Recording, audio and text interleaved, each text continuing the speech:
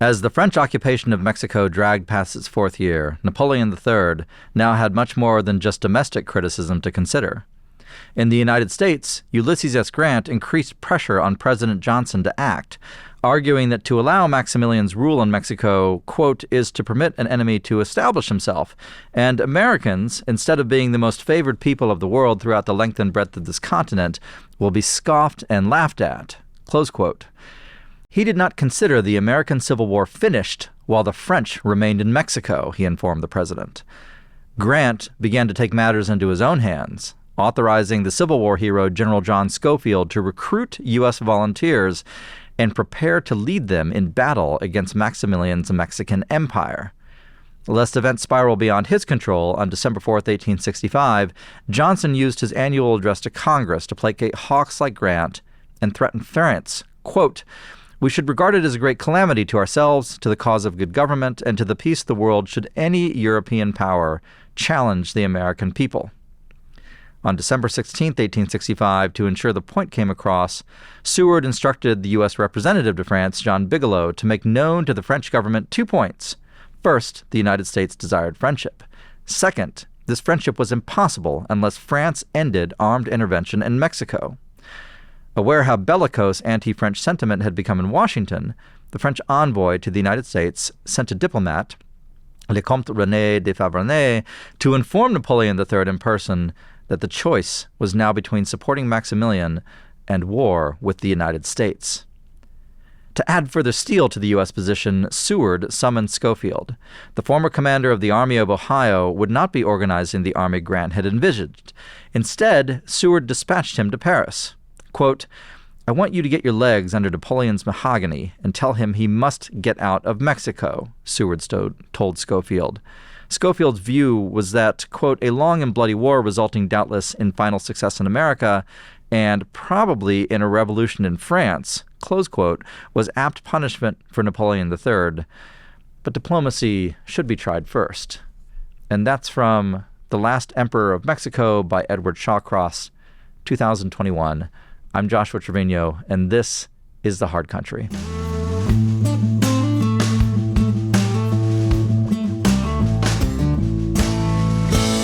Hello, everyone, and welcome to the Hard Country podcast.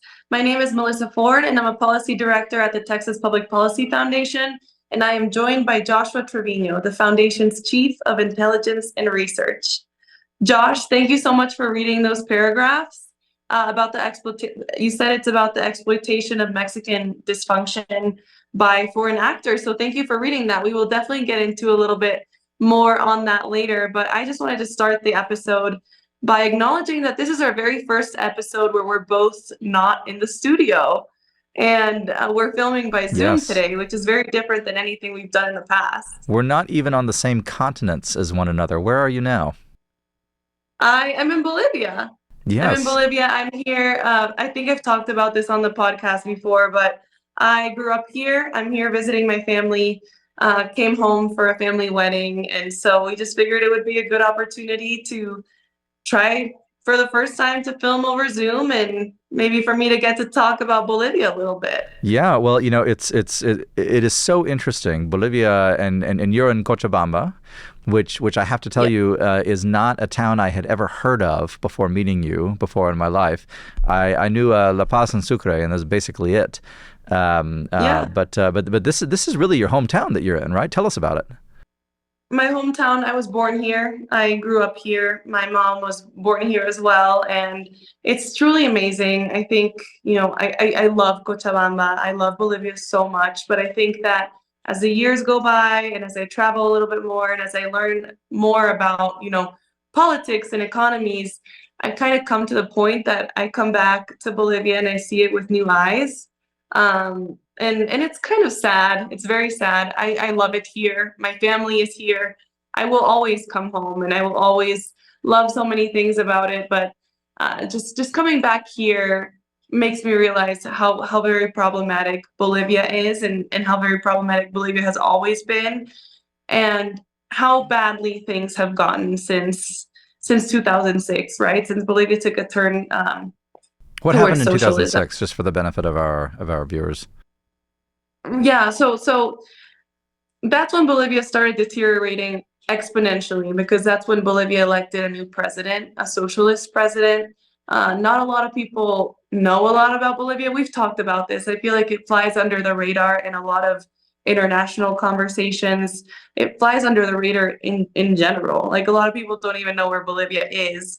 But I love being able to have conversations with a lot of Americans and explain to them what Bolivia used to be like, what happened with Bolivia. But I will say, I think a lot of how Bolivia has always been there. Bolivia has always been a very problematic country. We have always had, for example, we've always had a lot of protests. Hmm. We've always had a huge lack of education. A lot of people in Bolivia can't read or can't write. We have a huge indigenous population. I think it's about 60%. So the majority Really? of Bolivia, and we're very poor, unfortunately. There was a time where Bolivia, a very long time ago, where Bolivia was the richest country in the world. It's been blessed with so many riches. It's geographically very beautiful, but unfortunately, there's a lot of ignorance here, and I think a lot of it comes from a lack of education and people that have been stuck in generational poverty, which is very hard to get out of here. And I think that with that, and then a lot of the misinformation that has been happening for the last couple of decades, um, there is, I guess, a sense of entitlement that happens in a lot of countries that start turning to socialism. There's a lot of entitlement that people want to get things for free, that people want to have land for free, that people don't want to have to work for things. And I think a lot of the time, countries where there's a lot of inequality, where there's a lot of poverty, think that that's an easy way to solve all of the problems that are happening. And that Redistribution. unfortunately happened. Sorry. Oh, I apologize for interrupting. I said redistribution, No, right? So taking from the haves and exactly. giving Yeah, to the, yeah. redistribution of wealth. A lot of people have a lot of land. We should be able to get some of it too. So why doesn't the government seize some of it Hmm. and then we can all share it? And so that unfortunately started happening in Bolivia. And I think that shift in thought is what led to President Evo Morales being elected in 2006. And that's when things started shifting for the worst. So I explained to you, Bolivia has never been perfect, right? For the last, I think it's for the last 50, 50 years, we've had a lot of like social unrest. There is at least one protest every day in Bolivia or more for the past 50 years. And we have about like 50 social conflicts in Bolivia every single month. And so Mm. obviously that's more than one a day. You see them all the time. It was funny here for the wedding, we had a lot of Americans visit. And they were saying like, oh, we were leaving the airport and the roads were blocked and there was stuff happening and we couldn't make it to our reservation. And I was like, yeah, welcome to Bolivia. That happens all the time. We used to get school canceled a lot because of the protests on the street, and it's very commonplace. So yeah, like I was saying, Bolivia has always had that happen. That's not anything new, but it's gotten progressively worse as far as the economy. And it's gotten progressively worse as far as how divided Bolivia has been and how violent Bolivia has gotten. Mm. So what happened in 2006, as I was saying, is Evo Morales got elected. And then in 2019, after Evo Morales, this was, almost 14 years later, about 13 years and a half later, he was still in power, believe it or not. There was a time that Bolivia only had presidents for one term, and then eventually that shifted to two terms. And Evo Morales got elected because he basically got a huge portion of the population that had never voted before, the indigenous population, Hmm. to come out and vote for him. And then once he was in power, he found ways, as a lot of dictators do, to stay. And he didn't leave for 14 years. And after 14 years, and in 2019, he decided that he didn't want to leave and that he wanted to stay for a fourth term. And so ever since that happened, Bolivia has been full of conflict. When that happened, basically he wanted to stay for a fourth term. He sought approval through a referendum where the voters would be able to determine if he would be able to run again or not. Right. Voters said no. He ignored them. he decided that he would seek approval from the constitutional courts. And of course, they gave it to him. And so he decided that he would run again. And then he declared his fraudulent victory after elections that were filled with irregularities. They were studied, they were found to be irregular elections. I remember at the time, basically they were showing the election results, right, after the election. Sure. And then it didn't look like it was going well for President Evo Morales. So basically they stopped broadcasting election results for like 24 hours. Really? And yeah, the electoral authorities just basically suspended showing anything. And then when everything came back on, it was basically Evo was favored to win, and he was accepting his victory. And so obviously mass protests broke out. Everything shut down for almost a month here. It was very scary. There was a lot of violence. Yeah. And it sounds exactly like what happened in 1988 in Mexico. I don't know if you remember this, but right when I don't think it was INE at the time, but the counting basically stopped. They said it was a computer crash, and then when it restarted again, the PRI candidate, this is how they stole it, and I believe they actually did steal it from Cuauhtémoc Cárdenas in that election. It sounds exactly the same, except of course with the ideologies flipped. Yeah. That's interesting that has happened before in different countries, but that's what happened here. And it's almost extra terrible because it shouldn't have happened to begin with. He shouldn't have been allowed to run to begin with, but he kept finding ways to be allowed to do it. One of the excuses one time was that it was racism not allowing him to run, and it was his human right to be able to run, even though he had already served his terms. But anyway, people weren't taking it. They were fed up. Bolivia was not on a good path, and people decided that they would, again, protest. And they didn't allow him to get away with it. People took to the streets for like a month. It was very violent. Schools were out, and eventually they found serious irregularities again with the election. I believe it was the Washington-based Organization of American States that came out and said this is not legitimate. And eventually, even the police turned, and Morales had to flee Bolivia. And a lot of people celebrated at the time. However, since then, like a year later, his party has returned to power. Right now, we're still ruled by the socialists. We have President Luis Arce now, which is also very far left socialist, a good friend of all the socialists, a member of the Foro Sao Paulo. And we did have a right-wing president during that gap of about a year. And she's now in prison under horrific circumstances, as pretty much any opposition here ends up. I didn't know that. I didn't know she ended up in jail. Sorry? I apologize. I said I didn't know she ended up in jail. I knew that she had a tough time because she was the immediate successor, wasn't she? And then... Yes, exactly. Yeah. I knew. Yep, she is in jail. And then, it's very sad because right-wing forces do often end up that way, especially in modern politics in Bolivia. She tried to run. She didn't have the popular support. She ended up in jail because she was the opposition. And then there was one other person who was very well liked, someone from Santa Cruz. His name, Luis Fernando Camacho.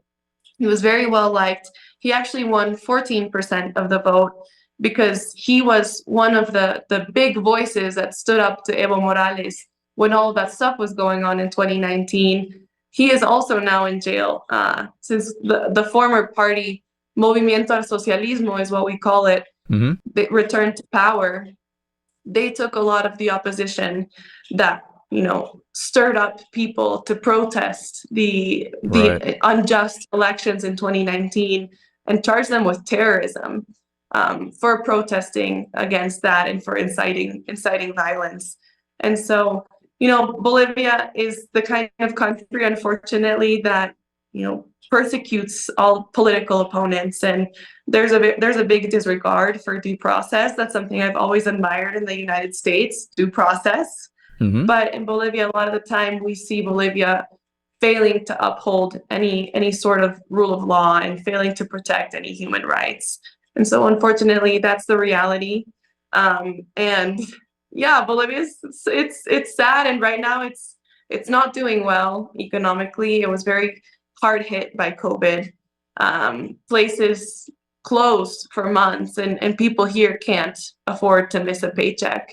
And so people are very much struggling.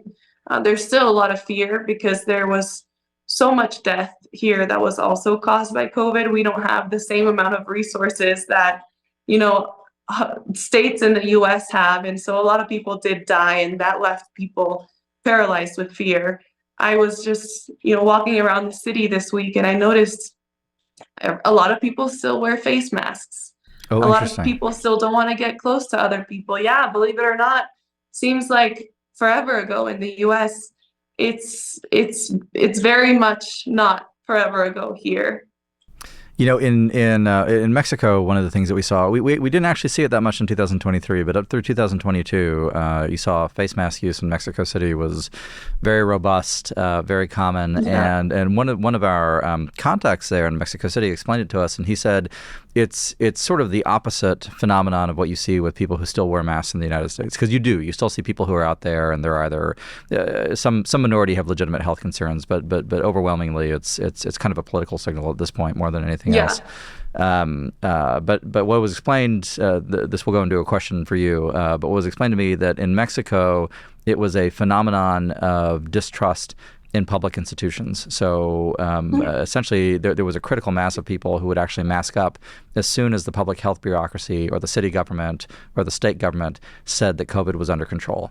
Like that was the signal to, well, definitely now we know it's a problem because and they put the masks on. Is that do you see something similar happening? Kind of this counter signaling with the population there in Bolivia?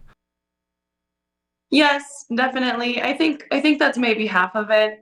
And then the other half is people actually listening to the government that wants a lot of people to continue living in that fear. Hmm. During COVID, there's a lot of theories, but during COVID, they kept people at home. Like you weren't able to leave your home during COVID, except for once a week at your given time, depending on what number your ID number ended in. Oh, wow. So the government had a lot of control over who would be allowed on the streets. If you were out on the streets, you would get arrested. And so there's a lot of theories here that the government benefited so much from being able to do and move whatever they wanted because they had full control over cities, that they still want to keep kind of people crippled with fear so that when they say something, people obey. And so right now, there's still a lot of fear being instilled in people about from COVID, from the government about COVID. And so it's interesting to be back here and to come from the US where it feels like, everything's fine. We're all over COVID, and to get on a plane to Bolivia and be asked to put a face mask on. So How interesting. How yeah, interesting. Bolivia, COVID aside, I think, I could spend hours talking about the politics here, and Yeah. maybe someday we will. But I know that there's a lot to cover. But I just really want to make the point that I think that what's happening in Bolivia is actually really important, and what's happening in Latin America is really important. And I think that a lot of people in the US don't realize it. It seems like something irrelevant that happens that's so far away. But I think that with the current administration in the US and with what we're seeing as far as this shift in thought a lot of the time in the US, with people becoming more okay with government overreach, or even becoming more open to the idea of a socialist country. I think that knowing what's happening in Latin America and being aware of the political affairs here is more important than ever for people in the US. They need to know that there's a socialist network that's taken over South America, and they need to know what it's caused. And we've talked about the Foro Sao Paulo before in Yeah. our podcast, but I don't think people realize how far it has spread. And so I think it's important for us to keep talking about this on our podcast, Right. for people to be aware of China and Iran and Russia that are interfering in the elections here, that are infiltrating so many of our governments, that are using so many tactics to dominate basically all of our sectors. And so I guess the only thing that I would want to end on there is people need to be aware of a lot of things. And three things that I would say that people need to pay attention to is, we've wanted to talk about this on the podcast, we never have time. One of the things is the elections that just took place in Paraguay, in Paraguay in late April. Oh, and the gosh. victory of Santiago Peña, that was actually a very positive thing. And so I would just say people like need to pay attention. Like, let's find ways to talk about Paraguay, to support Paraguay, because this could be the start of maybe like a rightward shift in Latin America. And in Argentina as well, actually, they had, Argentina, it was first exactly. round. Yeah, but very interesting outcomes there. Yeah, and maybe that'll be a way to balance the scales a little bit, because now Brazil, we can't count on Brazil anymore. Yeah. But there's that, and then let's all pay attention to the elections that are happening in other countries as well. As we know, Spain held their like snap general elections. That's right. That's something we've wanted to talk about too. That was, I think, on the 23rd of last month. Yeah. But they're now in kind of this political gridlock, Well, as we know, because the results weren't what anyone was expecting. Oh, sorry. I don't know if you saw in the past few days. You've been out and about in Cochabamba, but it turns out that the Catalan independence folks. I asked the forgiveness of any Catalonians who are listening to this. I don't know how to pronounce this. Junts. I'm not sure. JUNTS is the name of the party, and it's controlled by effectively the Catalan secession leader, who's currently in exile in Brussels. But they've made a deal, and it looks like Pedro Sanchez is going to be back as the socialist prime minister of Spain. Oh, geez. Very interesting outcomes. Although that's kind of orthogonal to what I wanted to ask you about, but I'll just comment on that briefly. That election required the two biggest right-wing parties in Spain to basically form a coalition to have a majority. Work together. To work together. So Partido Popular, which I would describe as center-right, and then there's what's called the Vox Party, which is, honestly, to an American conservative, what Vox advocates would be nothing particularly unusual. In a European context, it continually gets described as far-right. I think that's very inaccurate. They're proud of Spain, therefore traditional values, the church, everything, normal marriage and things like that. And so they are, but they're described as far right. What ended up happening, and I would encourage listeners who are interested in this to actually go look at it, because it's an object lesson that applies beyond Spain, is that Partido Popular expanded its share of seats in the Spanish legislature by quite a bit, but they did it largely by cannibalizing seats from Vox. And so Vox collapses, and they don't actually expand the coalition on the right. And so it's almost a tragedy. There will not be a conservative government in Spain now. We're going to have a continuance of more of the same. It'll be a fragile coalition. They'll probably have, my guess is another election within, 12 to 24 months. But for now, the left has hung on, and it has hung on in no small part because of operational errors on the Spanish right. Yeah. Yeah, interesting stuff. Yeah, and it's sad because that's definitely not what anybody had predicted to happen. Right. It isn't. But, you read your own press and you become complacent, and this is the kind of thing that happens in the realm of politics. So no one else to blame but to look inward. I want to ask you two questions, if I could, Melissa, on you being out there. So question number one, you've talked about the socialists, you've talked about the left and everything in Bolivia and the rest of South America and Latin America writ large. One thing that you haven't mentioned, though, except you kind of referenced it in passing, is this ideology of indigenismo, right? Which is sort of this belief. I'm not even sure how to accurately synopsize it, but this belief that policy and politics ought to have a positive preference for indigenous peoples, which is a little bit academic in like the United States, but in a place like Bolivia or Mexico or something like that, where there are these very large indigenous populations, it becomes a real political force. Can you talk a little bit about that and the politics of that and kind of what it leads to? Offhand, it doesn't seem like anything that that like we as classical liberals or conservatives in the American context would be against necessarily, but it seems to time and time again be leveraged and exploited by actors on the left. Why is that? Can you talk a little bit about that? Well, yes, it's been interesting. That wasn't really something that any of us here had heard of before until Evo. Because as I was telling you, Evo mobilized the whole indigenous population because Evo was the first indigenous president that Bolivia ever had. Ever, really? And ever, yeah, That's he was our very extraordinary. first Okay, one. sorry, go ahead. Yeah. Yeah.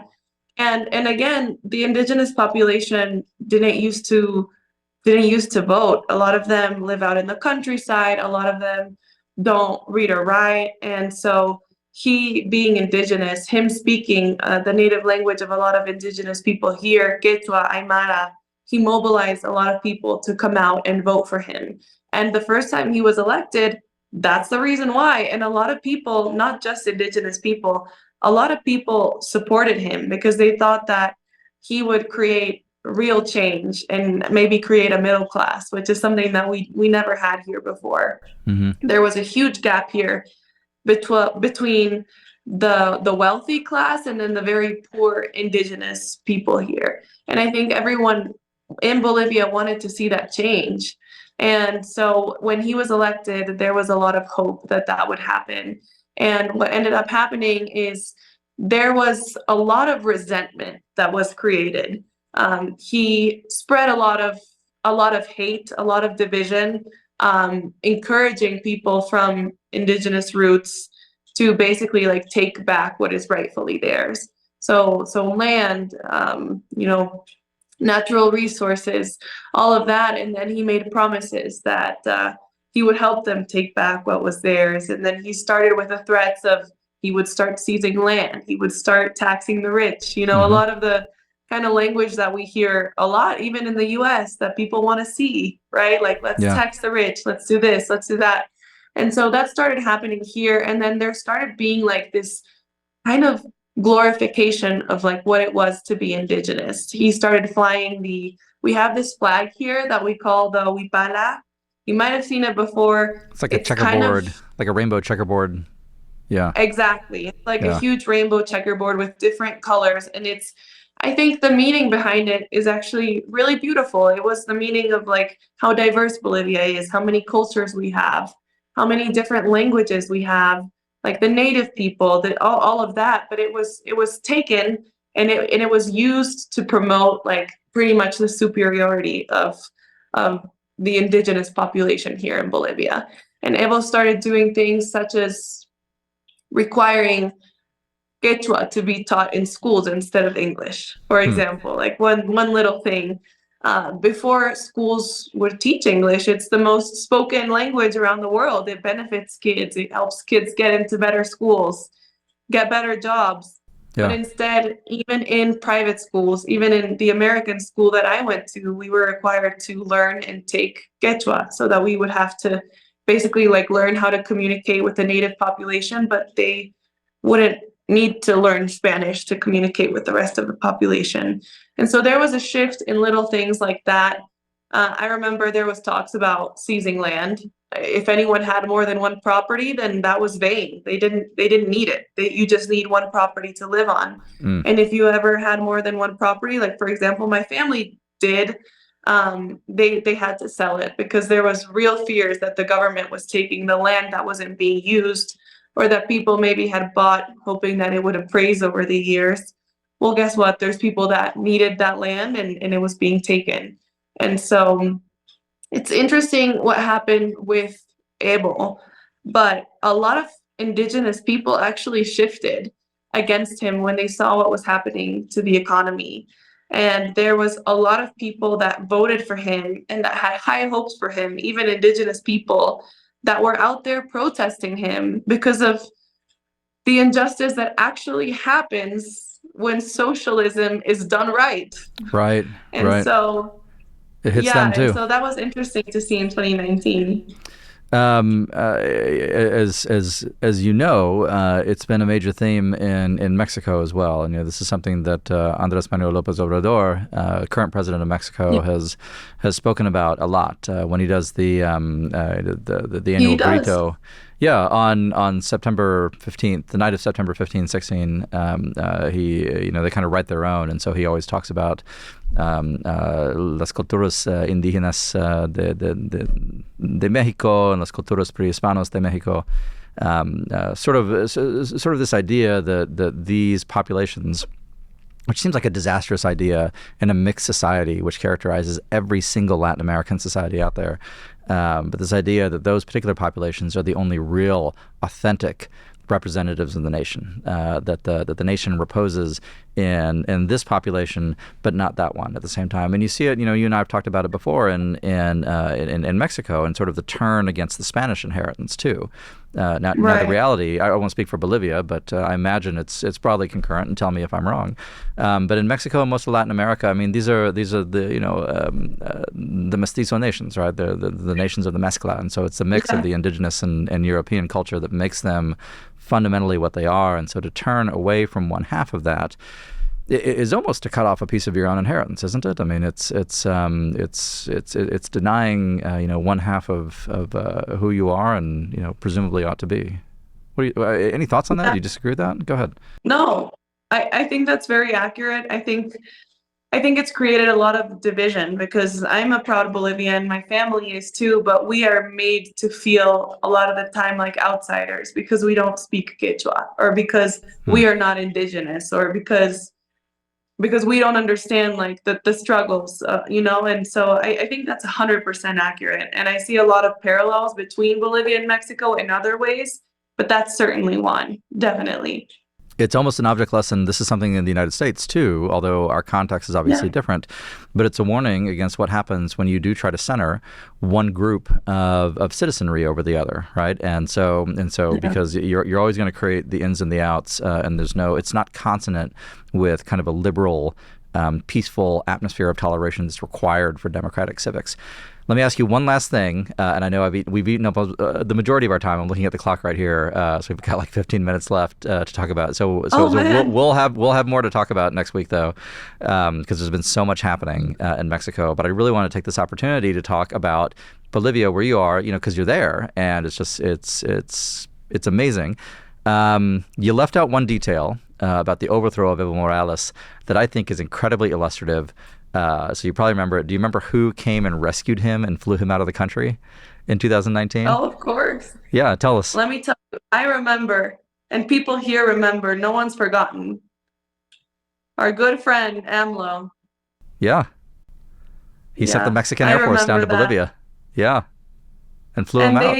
And he left with all these, I think it was a private airplane of the Mexican Air Force, like you said. Mm-hmm. He had all these, like what we call here an escolta, basically these like bodyguards protecting him, and he was flown there like a celebrity.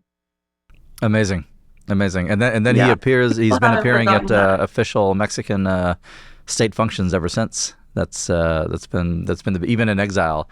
AMLO will put him up there on the dais and exhibit him from time to time. So it's very telling.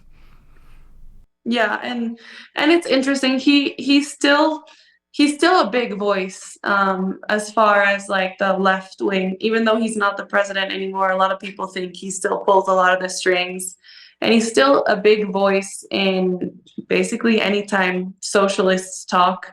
He still gives comments. He still congratulates people that win elections. He still condemns a lot of things that happen around here. And believe it or not, he has a huge following. He has a lot of fans. And so, yeah, it's interesting. It's unfortunate, but you can tell a lot by who supports who. I mean, just this week, I think it was yesterday, right? The Guatemala elections. Oh, that's right. Yeah. Bernardo Arevalo, who's the left-wing candidate, won in the runoff election. Mm-hmm. And I was just reading, like one of the first things I looked up is I wanted to see who were like the first people to congratulate him. because I always find that fascinating after an election. And sure enough, like all the left-wing leaders were tweeting out and celebrating, and that includes Bolivia, that includes Mexico, that included Honduras, that included Taiwan, and I think that's very telling. So again, I know we're wrapping up the Bolivia talk a little bit, but we can continue talking a little bit more about it next week. But I guess I would just encourage people to realize how much these things affect us. I know they're far away, but they're very relevant. We need to be aware of what's going on so that we can find ways to help and not just to help because we want to help them, but because the things that are happening in Latin America and the things that just happened in Guatemala will affect the U.S. They already have been. That's Guatemala right. has been struggling. They're facing super high rates of poverty, of violence, and guess what? There are huge waves of migrants leaving Guatemala right now, and they represent, I think, the largest chunk of Central Americas that are seeking to come into the United States. Yeah. And so these are important things to be aware of. And another quick thing that I guess we never got a chance to talk about this on the podcast, but I wanted to touch on is the assassination of the Ecuadorian presidential candidate, Fernando Villavicencio. Yeah. We never got to talk about that yet, but it was 2 weeks ago, almost exactly. It was on a Wednesday, I think. Mm-hmm. And he was killed at a campaign event in Quito. And he had this like legitimate reputation for wanting to combat corruption. And he was a very strong opposition to Rafael Correa, who is now living in exile for being corrupt, right? Right. Left-wing, another left-wing ex-president in exile. Yes, just one more, but I think these are very important things to talk about because Villavicencio, he was very unlikely to win, but he campaigned on this promise that he would expose the cartels and that he would reveal all of their links to corrupt politicians. And he had already said, I think in an interview in July, he had said that he had been threatened by the Sinaloa cartel. Yes. That they would kill him if he didn't stop. And so this is something that people need to know that's happening. It's a huge blow to democracy. Yeah. And it's important now because Ecuador has zero chance of fair elections now, and zero chance that they will have a government that will alter the course of how powerful cartels are getting worldwide. Yeah. And so I think it's something that more Americans should be talking about. It's extraordinary, and I haven't followed the aftermath of the assassination as closely as I ought to have. I mean, my recollection was that within about 48 hours, they arrested a cohort of Colombians. But that doesn't necessarily tell us who was actually behind it. I think what's amazing and what our listeners ought to understand is how profoundly unusual it is and how alarming it is that an Ecuadorian, you might ask like what do I care what happens in politics in Ecuador, right? So they assassinate a candidate. Mm-hmm. I live in Cleveland. Who cares about that? Mm-hmm. A fair thing to say, but there's an answer to it, and the answer is that it really illuminates just the profound hemispheric and even global reach of the Mexican criminal cartels. The fact that this guy, mm-hmm. the late candidate, could be out there saying that my life is under threat from the Sinaloan cartel, which happens to be probably the favorite cartel of the current president of Mexico, and then he is killed, whether or not by them, I don't think we fully know yet. That reach from Sinaloa all the way to Ecuador is matched by a reach from Sinaloa all the way into whatever community you live in, dear listener, whether you're in Maine, Washington State, Idaho, Kansas, or in South Texas. And that's something that's terrifically important to understand, that these organizations are absolutely everywhere.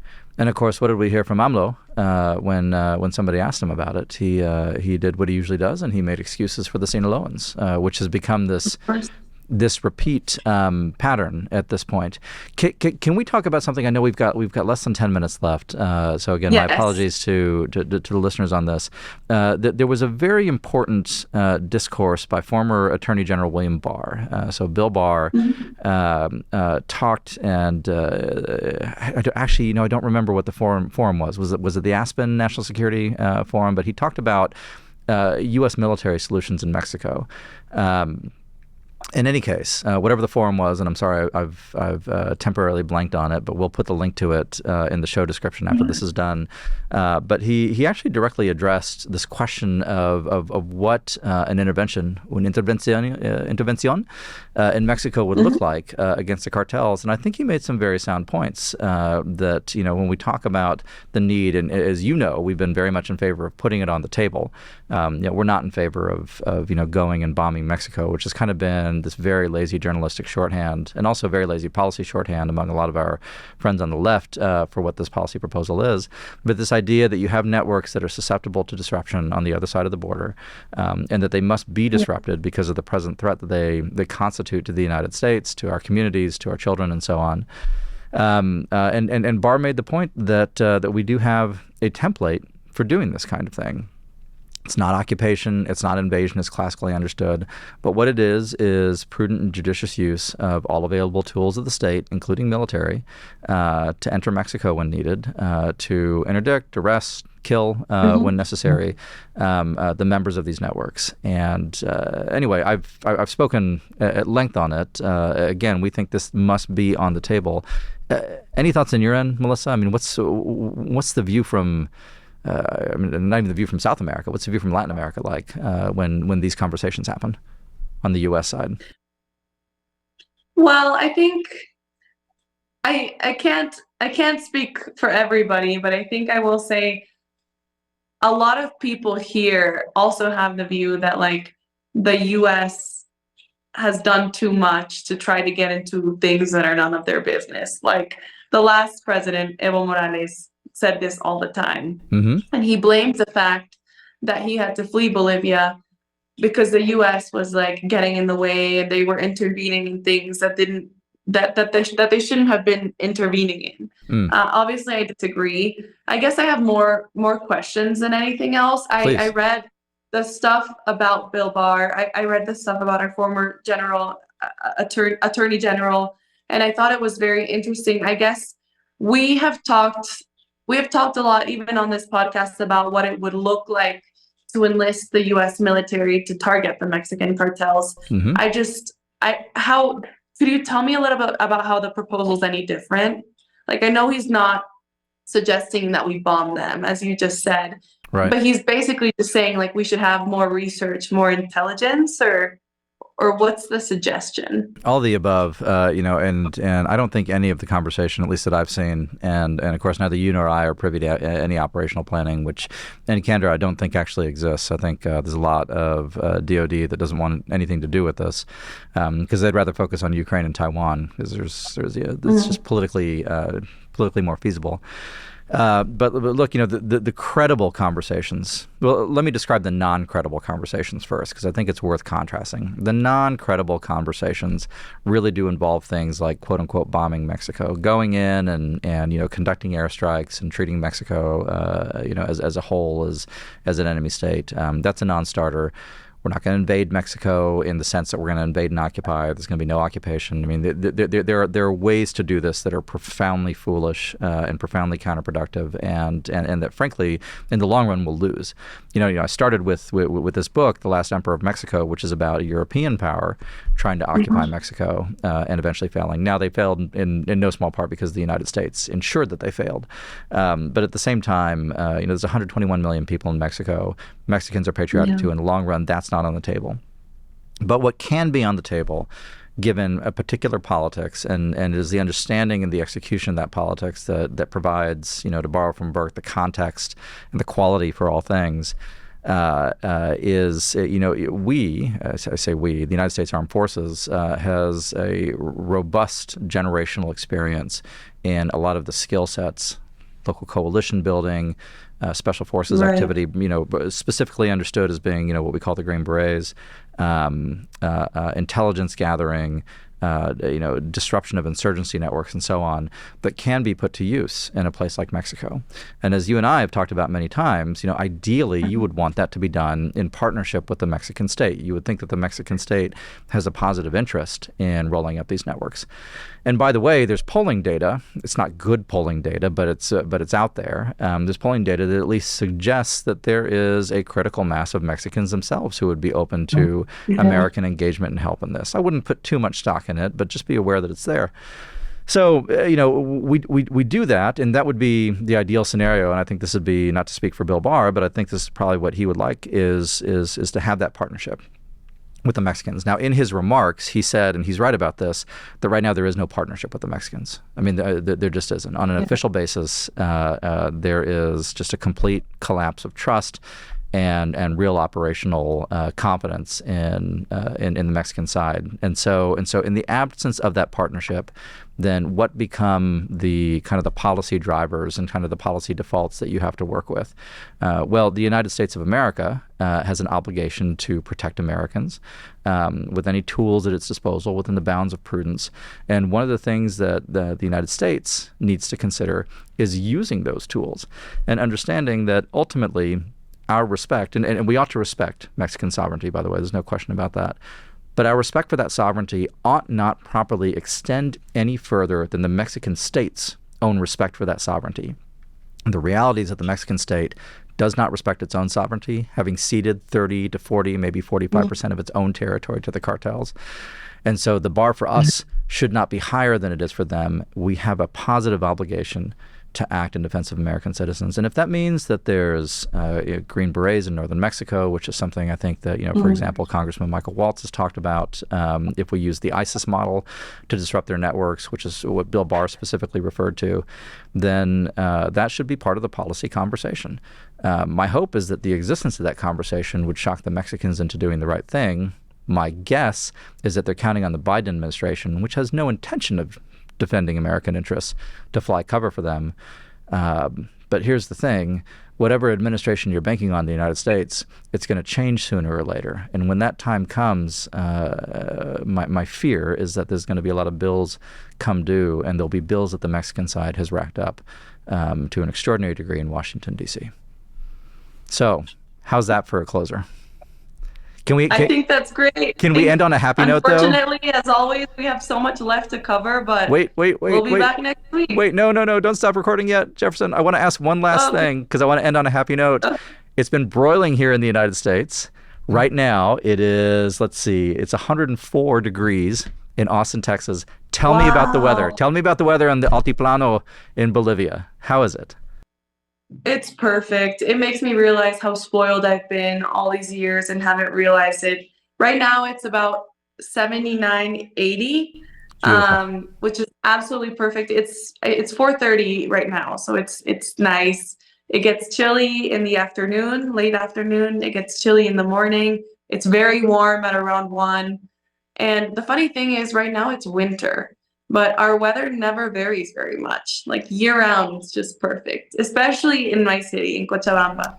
So not to make you jealous, but I am jealous. Weather here is absolutely perfect. I'm sorry you're all scorching in Texas. That's one thing I'm not looking forward to. No, I get you. Well, then enjoy your time for all its problems. Enjoy your time on Paradise on Earth. Thank you for joining us all the way from Cochabamba. And would you like to exit us from the show, please? I'll give it to you. Yes, thank you so much to all of our listeners, and we will be back with more next week. Thank you, Josh, for your time. Thanks, Melissa.